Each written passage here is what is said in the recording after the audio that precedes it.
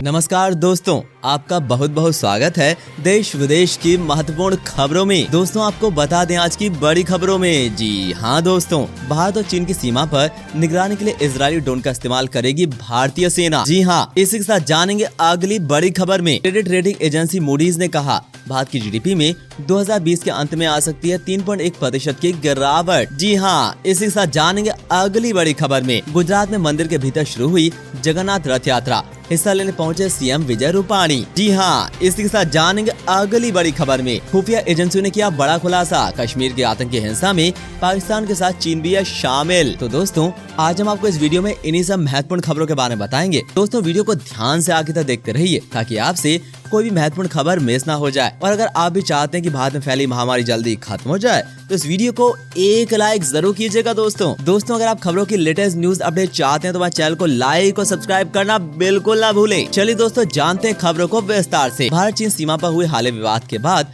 भारत की ओर से सीमा पर चौकसी पहले से भी ज्यादा कड़े करने के कदम उठाए जा रही हैं। पूर्वी लद्दाख में विवाद के बीच भारत ने इस क्षेत्र में ड्रोन निगरानी बढ़ा दी है। इसके साथ ही भारत तिब्बत सीमा पुलिस ने क्षेत्र में और बटालियंस को बुलाया है। इसी के साथ बढ़ते हैं अपनी अगली बड़ी खबर की तरफ। गुजरात के मुख्यमंत्री विजय रूपाणी मंगलवार सुबह अहमदाबाद स्थित जगन्नाथ मंदिर में रथ यात्रा में हिस्सा लेने पहुंचे।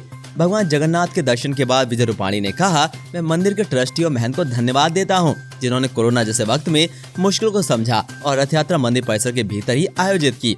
आपको बता दें कि गुजरात हाईकोर्ट ने 2 दिन पूर्व कोरोना महामारी के मद्देनजर जगन्नाथ यात्रा पर रोक लगा दी थी। चलिए दोस्तों बढ़ते अपनी अगली बड़ी खबर की तरफ। दोस्तों ये खबर आपके बहुत काम की है। इसे सुनकर आपकी जो टेंशन है, जो चिंता है, वो सब भग जाएगी, क्योंकि कोरोना से आप काफी ज्यादा परेशान लग रहे हैं। चलिए सुनते हैं क्या है खबर। बाबा रामदेव का संस्थान पतंजलि ने मंगलवार को कोरोना की पहली आयुर्वेदिक दवा कोरोनिल को पूर्ण वैज्ञानिक विवरण के साथ लॉन्च किया। पतंजलि योगपीठ की ओर से जारी सूचना में कहा गया है कि शोध संयुक्त रूप से पतंजलि रिसर्च इंस्टीट्यूट द्वारा किया गया है। इस दवा में 150 से ज्यादा मेडिसिनल प्लांट्स का इस्तेमाल किया गया है। उस दवा के पहले चरण के ट्रायल में सैकड़ों मरीज ठीक भी हो गए हैं। इसी के साथ बढ़ते हैं अपनी अगली बड़ी खबर की तरफ। अमेरिका के राष्ट्रपति डोनाल्ड ट्रंप ने H1B1 वीजा निलंबित करने की घोषणा की है। इससे भारत समेत दुनिया के IT प्रोफेशनल को बड़ा झटका लग सकता है। ये निलंबन साल के आखिर तक वैध रहेगा। ट्रंप प्रशासन के अधिकारियों के मुताबिक ये फैसला अमेरिकी श्रमिकों के हित के लिए किया गया है। इसी के साथ बढ़ते हैं अपनी अगली बड़ी खबर की तरफ। कांग्रेस अध्यक्ष सोनिया गांधी ने सोमवार को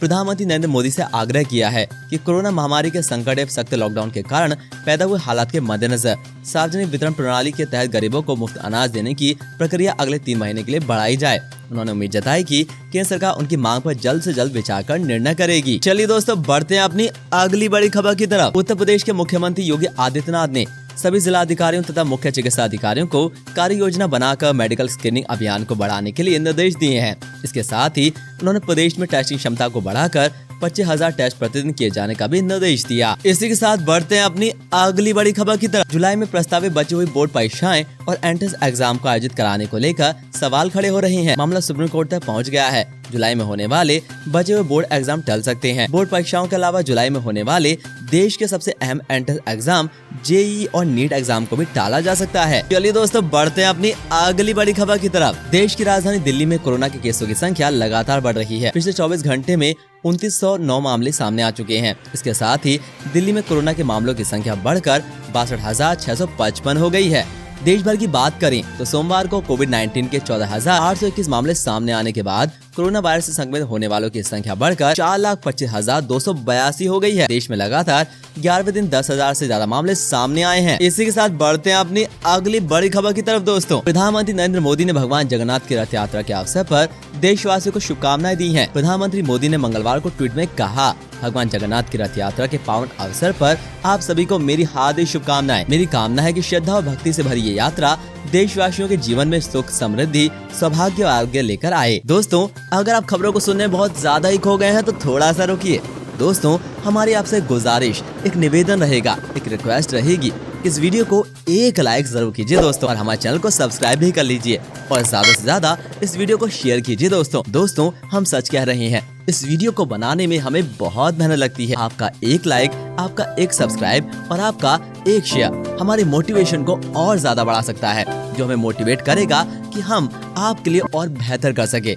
इसलिए दोस्तों आपसे प्लीज हमारी रिक्वेस्ट है, वीडियो को लाइक, शेयर और सब्सक्राइब जरूर करें। इसी के साथ बढ़ते हैं अपनी अगली बड़ी खबर की तरफ। क्रेडिट रेटिंग एजेंसी मूडीज ने भारतीय अर्थव्यवस्था के आकार में 2020 में 3.1% की गिरावट आने का अनुमान लगाया है। एजेंसी ने भारत और चीन के बीच सीमा पर तनाव के कारण एशिया में भौगोलिक स्थितियों में बदलाव आने की भी आशंका व्यक्त की है। चलिए दोस्तों, बढ़ते हैं अपनी अगली बड़ी खबर की तरफ। देश भर में चल रही चीनी उत्पादों के बहिष्कार की मुहिम के बीच अब confederation of all India traders ने सरकार से कहा है कि ऑनलाइन कंपनियों द्वारा बेचे जाने वाले उत्पादों पर जिक्र होना चाहिए कि वो किस देश में बना है, ताकि लोग चीनी सामानों का बहिष्कार कर सकें। कैट का कहना है कि ज्यादातर ई कॉमर्स कंपनियों पर चीनी उत्पादों को बेचा जा रहा है। चलिए दोस्तों, बढ़ते हैं अपनी अगली बड़ी खबर की तरफ। स्पेन में कोरोना वायरस के प्रसार को रोकने के लिए लागू किया गया राष्ट्रीय आपातकाल 3 महीने बाद खत्म हो गया है। सरकार ने देश में 14 मार्च को राष्ट्रीय आपातकाल की घोषणा की थी, जिसके खत्म होने के बाद स्पेन वासी अब पूरे देश में कहीं भी स्वतंत्र रूप से आ जा सकेंगे। इसी के साथ बढ़ते हैं अपनी अगली बड़ी खबर की तरफ। भारत चीन के बीच लाइन ऑफ एक्चुअल कंट्रोल पर बने तनाव और पूर्वी लद्दाख में हिंसक झड़प के बाद सोशल मीडिया पर एक नया वीडियो वायरल हुआ है, जिसमें दोनों देशों के सैनिकों में धक्का मुक्की होती है। सीमा पार करने की कोशिश कर रहे चीन के सैनिकों की भारतीय जवानों ने जमकर धुलाई की और फिर उन्हें पीछे हटने पर मजबूर कर दिया। इसी के साथ बढ़ते हैं अपनी अगली बड़ी खबर की तरफ। उत्तर भारत के कई हिस्सों में अगले कुछ दिनों में बहुत बारिश होने की संभावना है। दोस्तों, दक्षिण पश्चिम मानसून 24 से 25 जून तक इस क्षेत्र में आगे बढ़ने के लिए तैयार है। भारतीय मौसम विभाग ने कहा है कि अगले 24 घंटों के दौरान मध्य प्रदेश, उत्तर प्रदेश और उत्तराखंड के अधिक भागों में मानसून की प्रगति के लिए परिस्थितियां अनुकूल हो रही हैं। चलिए दोस्तों, बढ़ते हैं अपनी अगली बड़ी खबर की तरफ। सऊदी अरब ने कहा कि कोरोना वायरस के मद्देनजर इस साल सीमित संख्या में लोगों को हज यात्रा करने की अनुमति दी जाएगी। इसके अलावा दूसरे देशों के लोगों को इस बार हज के लिए सऊदी जाने की इजाजत नहीं होगी। इसी के साथ बढ़ते हैं अपनी अगली बड़ी खबर की तरफ। कोरोना वायरस से आगरा में मौत के आंकड़ों पर कांग्रेस महासचिव प्रियंका गांधी के ट्वीट पर जिलाधिकारी प्रभु नारायण सिंह ने नोटिस भेजा है। प्रियंका गांधी ने सोमवार को 48 घंटे में 28 लोगों की मौत होने संबंधी ट्वीट कर आगरा मॉडल पर सवाल उठाते हुए प्रदेश सरकार को घेरने की कोशिश की थी। डीएम ने नोटिस के माध्यम से प्रियंका गांधी से 24 घंटे के अंदर स्थिति स्पष्ट करने के लिए कहा है, ताकि महामारी के कार्य में लगे कर्मचारियों का मनोबल न गिर सके। चलिए दोस्तों, बढ़ते हैं अपनी अगली बड़ी खबर की तरफ। रेल मंत्रालय ने सोमवार को जानकारी दी। भारतीय रेलवे ने अब तक 5 राज्यों में कुल 960 कोविड केयर कोच तैनात किए हैं। मंत्रालय द्वारा जारी एक प्रेस रिलीज में कहा गया है कि भारतीय रेलवे राज्य सरकारों के स्वास्थ्य देखभाल प्रयासों में मदद करने के लिए पूरा प्रयास कर रही है। भारतीय रेलवे ने राज्यों को अपने 5231 कोविड केयर कोच प्रदान करने के लिए तैयारी पूरी कर ली है। चलिए दोस्तों, बढ़ते हैं अपने अगली बड़ी खबर की तरफ। चीन से बाहर निकलने का रास्ता ढूंढ रही विदेशी कंपनियों को बाहर लाने के अभियान में राज्यों का सहयोग मिलने लगा है। इस दिशा में 15 से अधिक राज्यों ने अपने अपने राज्यों के श्रम कानून में सुधार किए हैं। राज्य मैन्युफैक्चरिंग पार्क लगाने में भी गहरी दिलचस्पी दिखा रही है। सरकारें सिंगल विंडो विकसित करने के साथ ही कई साहसिक कदम उठा रही है। इसी के साथ बढ़ते हैं अपनी अगली बड़ी खबर की तरफ। इंग्लैंड में कोरोना वायरस महामारी के कार्यकर्ताओं को श्रद्धांजलि देने के लिए 8 जुलाई से 3 टेस्ट खेला जाएगा। ये मैच इंग्लैंड और वेस्ट इंडीज के बीच खेला जाएगा। वेस्ट इंडीज की टीम 9 जून को ब्रिटेन पहुंचने के बाद मैनचेस्टर के ओल्ड ट्रैफर्ड क्रिकेट ग्राउंड में क्वारंटाइन में थी। इंग्लैंड में अपनी 14 दिन की आइसोलेशन अवधि पूरी करने के बाद वेस्ट इंडीज अब 3 दिवसीय आंतरिक वार्म अप मैच की तैयारियों में जुट गई है। चलिए दोस्तों, बढ़ते हैं अपनी अगली बड़ी खबर की तरफ। खुफिया एजेंसियों को मिली जानकारी के अनुसार चीन ने पाकिस्तान को कश्मीर में फिदायीन हमलों की संख्या बढ़ाने को कहा था। इसीलिए कश्मीर में NH-44 पर हमले की साजिश रची गई। इस साजिश को अंजाम देने के लिए पाकिस्तान की तरफ से सीमा पर गोलीबारी भी की जा रही है, जिससे विदेशी आतंकियों के गुट भारत में घुसकर तबाही मचा सके। दोस्तों, देश और दुनिया की खबरों को सबसे पहले जानने के लिए बने रहिए हमारे साथ। हम ऐसी खबरों को आपके लिए लाते रहेंगे और देश और दुनिया की तमाम खबरों से आपको रूबरू कराते रहेंगे। आज के लिए बस इतना ही। धन्यवाद।